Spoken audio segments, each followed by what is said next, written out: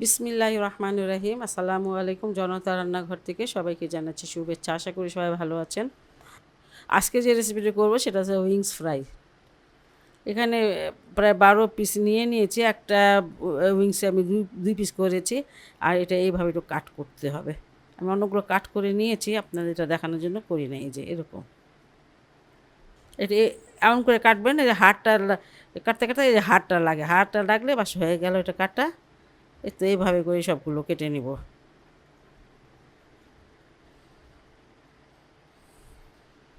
এখানে রসুনের কুচি 1 চামচ দিয়ে দিলাম, আদার কুচিটা একটু বেশি 1.5 চামচ, সয়া সস 1 চামচ, টমেটো সসটা 1 টেবিল চামচ,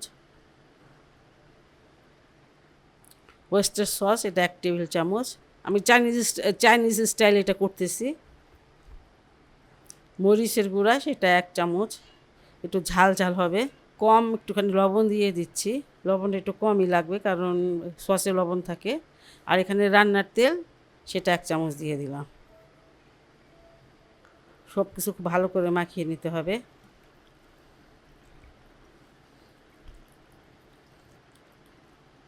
উইংসের সাথে মশলাগুলো খুব ভালো করে মাখিয়ে নিতে হবে, একটু সময় নিয়ে একটু মাখাতে হবে। আর মাখানোটা প্রায় হয়ে গেল, আর এটাকে আমি এখন রেস্টে রেখে দিব 10 মিনিটের জন্য। কোটিং করার জন্য আমি এখানে নিয়ে নিয়েছি আধা কাপের মতন ময়দা, একটু বেশি, 1/4 কাপ কর্নফ্লাওয়ার, 1 চামচ বেকিং পাউডার। সব কিছু একটু ভালো করে মিশিয়ে নিই। এটাতে তেমন কোনো মশলা না দিলেও হবে, কারণ উইংসে বেশ অনেক মশলা আছে। এটা মিশিয়ে নিয়েছি। এখানে আমি একটা ডিম নিয়ে নিয়েছি, আর এখানে হলুদ মানে কুসুমটা আর সাদা অংশ কিছুটা নিয়েছি, আর বাকি অংশ এখানে। এটা আমার লাগবে না, এটা অন্য কোনো কাজ করব। আর যাতে ডিমের কুসুমটা নিলে হয় কি, এটা ঘন হয়, ঘন হলে এটা ভালো।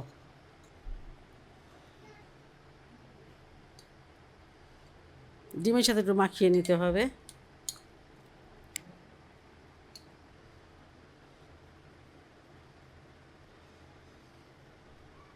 এটা কোট করে একটু ঝাড়াটা দিয়ে বাকি যে ময়দাটা সেটা মানে সরিয়ে নিতে হবে।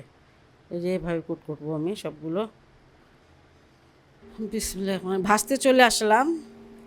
তেল দিয়েছি, তেলটা বেশ ভালো গরম হতে হবে।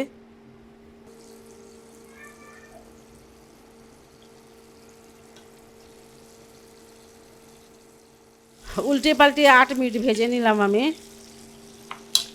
আর এখন এগুলো উঠিয়ে নিব। খুবই টেস্টি একটা রেসিপি, এটা বাসা বসে ট্রাই করতে পারেন। যদি ভালো লাগে চ্যানেলকে অবশ্যই লাইক কমেন্ট সাবস্ক্রাইব করবেন। ভালো থাকুন, সুস্থ থাকুন, নিরাপদে থাকুন। আল্লাহ হাফেজ।